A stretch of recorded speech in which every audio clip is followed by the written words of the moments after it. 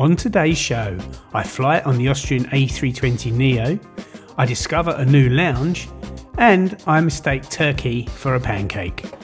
Good morning from London Heathrow, Terminal 2, the Queen's Terminal. And today we're flying down to Vienna on Austrian Airlines A320neo in business class.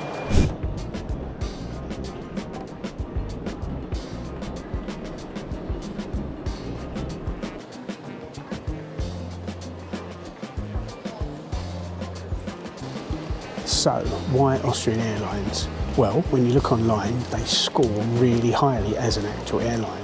But when you look at the customer reviews, a lot of them are negative. So, I thought we'd find out what they're really like. Let's go and check in. Whilst I saunter down to the Austrian check-in desks, let's examine why I believe the customer comments don't accurately reflect the overall airline score. Skytrax rates Austrian as a 4-star airline and ranked them 34th globally last year. Additionally, AirHelp rates them even higher, placing them 6th worldwide with a customer satisfaction rating of 8.1. While these rankings should be taken with a pinch of salt, the stark contrast between them and the customer reviews is hard to ignore. While not all reviews are negative, a significant number seem to contradict these high scores. So, which is it? Is Austrian an airline that can do no right, or a professional carrier renowned for its excellent service? Time we found out. Morning. I'd like to check in for Austrian, please, to Vienna. I never know where that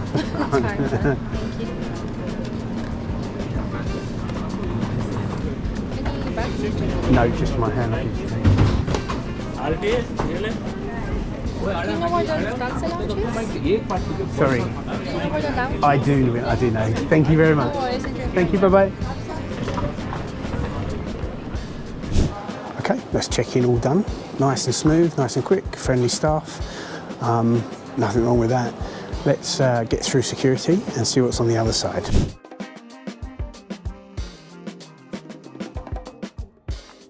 As with most airlines, Austrian Airlines Business Class ticket grants fast-track access, ensuring a seamless journey through security to airside. Being airside so early allowed me the opportunity to explore and admire the breathtaking, award-winning terminal building.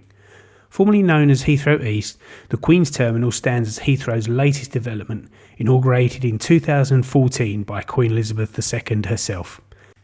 The terminal not only looks incredible, but is also environmentally conscious. Powered by green gas, the terminal facilitates the passage of approximately 6 million passengers every year. When flying business class with Austrian, you get access to 3 lounges. You get access to the Lufthansa Senator Lounge, the United Club Lounge, and the Air Canada Maple Leaf Lounge, which is where we're heading to now. Going to this lounge because I believe it's got the better view of operations over the airport than the other 2. However, the United Club Lounge is exceedingly good. In fact, each of the 3 lounges provide a unique and exceptional experience, and due to Austrian's affiliation with Star Alliance, these lounges welcome their business travellers. The United Club and Air Canada Maple Leaf lounges are positioned in the satellite area of Terminal 2 above the B gates. Although accessed via a lengthy underground walkway, the journey is well rewarded by the lounge experience, even if your departure gate isn't in the B area. Thank you very much.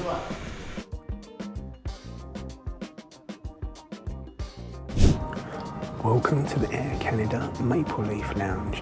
And I must say, on first impressions, it's very nice. It's clean, it's modern. It's very, very quiet here this morning. It's very peaceful, soothing music. The food and the drinks are good. They're well stocked, so can't complain.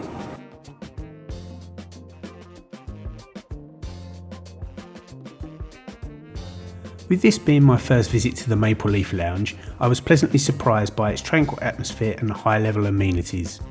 However, one critique I have is its size. Whilst charming in the quiet morning, it may lose its peaceful ambience as it gets busier. Nevertheless, the panoramic views of the airfield operations were absolutely captivating.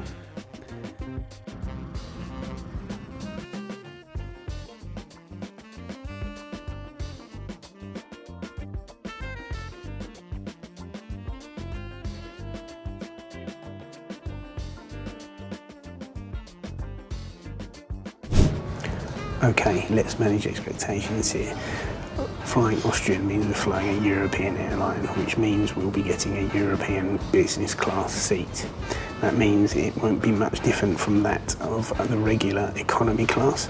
However, it will have a middle seat blocked off to give a little bit more space. Austrian Airlines A320neo is shortly going to arrive, so maybe I should make my way to a gate.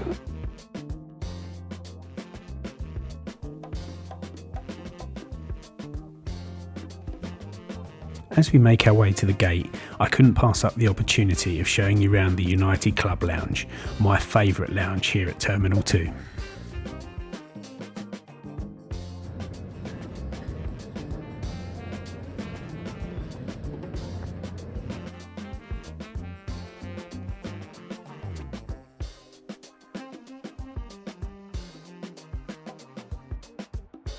Okay, we have our gate number, it's B37. Let's wander down there, see if we can catch a glimpse of our plane. Here is today's Austrian Airlines A320neo that will be taking us down to Vienna. Sadly, you can't see much of it as it's hiding behind that jet bridge.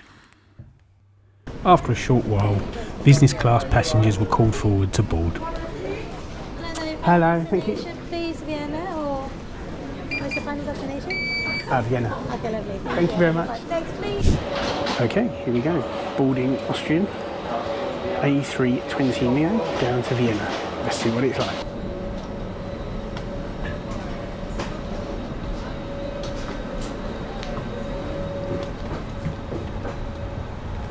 Good morning. This aircraft features a standard 3-3 seat configuration with the new slimline seats throughout the cabin.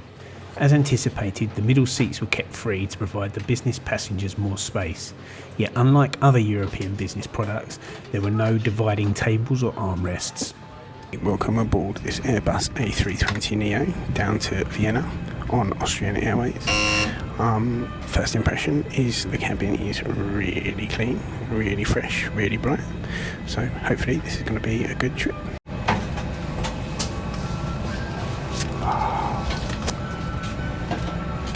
Best words to hear when you've got an empty row is boarding complete. The boarding's complete, and this is what I have.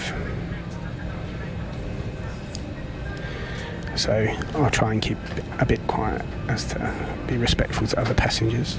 However, it's always handy when there's no one next to you. Thank you very much for attention. Wish you a very pleasant flight.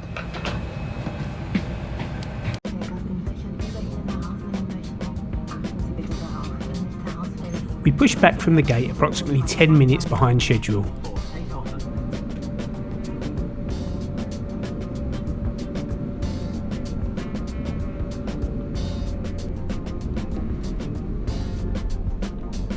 And after a brief taxi out to runway 27 right on Heathrow's northern runway, we promptly lined up and prepared for takeoff.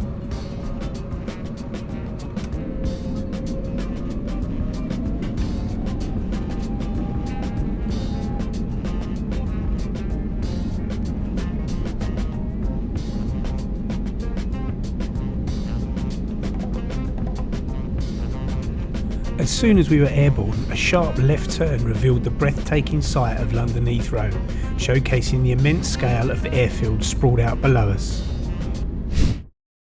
Our flight to the Austrian capital was an incredibly smooth flight, covering around 950 miles with a flight time of 1 hour 45 minutes. Okay, airborne out of Heathrow, and that was a very smooth takeoff. These new engine options for the Airbus really are smooth and quiet. As you can see here, the aircraft is equipped with their latest slimline Geneva Ascenza seats, which seem to strike a balance between firmness and comfort. However, as common with the slimline seats, more prolonged flights may lead to discomfort.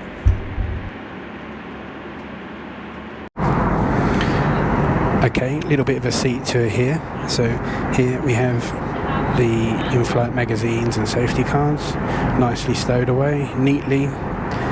Down you have your tray table.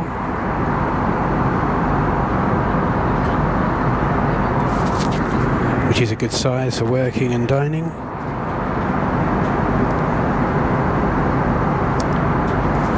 The legroom is very good for someone short like me who have no problems just stretching out.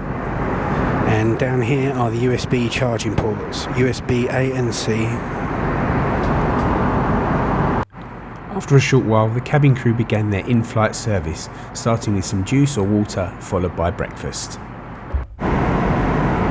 Okay, breakfast has been served. Looks like a nice omelette in pancake with some fresh vegetables and a croissant and coffee and a nice yoghurt to finish up with. Very pleasant. Let's see how it tastes. As you can see, breakfast was absolutely devoured, but despite the empty plate, it wasn't the best meal I've had on a flight, though it certainly wasn't the worst either. And the treats didn't end there. Soon after, the crew served their traditional chocolates along with a fresh round of coffee. Okay, I asked for some extra coffee and the flight attendant kindly bought me a coffee in a larger mug so I don't have to keep asking. I love subtle little touches like that. It really makes a big difference to customer service. And lovely little chocolate as well.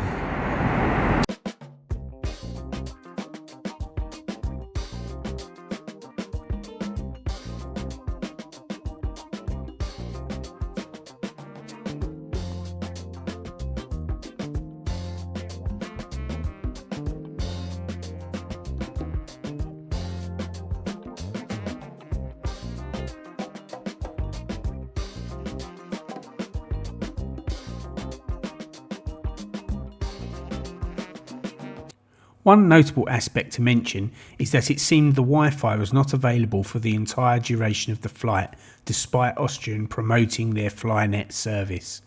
While it was disappointing not to be able to purchase, try and test in the air, I wonder if it might have been activated if a passenger had pre-purchased it. Not long after the in-flight service had been completed, we began our descent into Vienna.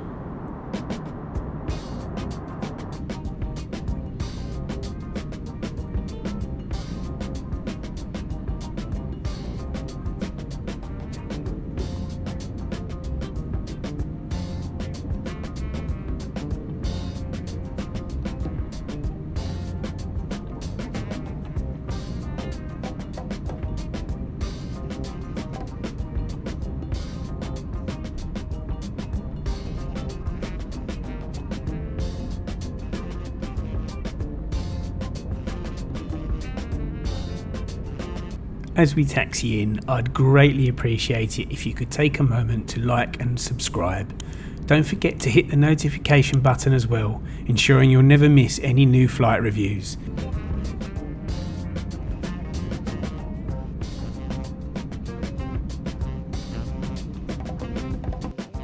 That wraps up a rather enjoyable flight, and although it took me some considerable time, I managed to show you the aircraft we flew on. And here she is, a rather beautiful Airbus A320neo delivered directly to Austrian Airlines in September 22, complete with bandit mask.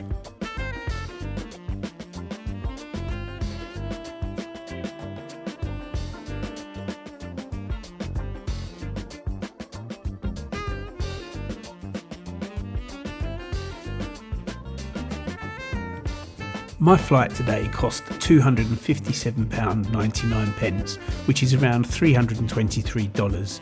This works out at about 27 pence or 33 cents per mile. In summary then, I didn't experience any of the issues raised in many of the scathing reviews. My flight from start to finish was thoroughly enjoyable. The onboard customer service was exceptional, extending beyond business class to other cabins. While I appreciate my Austrian Airlines flight, a few aspects detracted from the overall experience. The absence of Wi-Fi was noticeable, and I believe creating a temporary divide between business class seats, like other airlines do, could enhance exclusivity. This raises questions about whether Austrian routinely fills these seats when flights are busy, potentially diminishing their value. Well, welcome to Vienna, and that was our trip on Austrian Airlines A320neo. I hope you enjoyed it, and based off what you've seen, would you fly them? Do you like them? leave some comments in the section below. And before I go, please can you like and subscribe this video. Thank you very much for watching. I'll see you on the next one.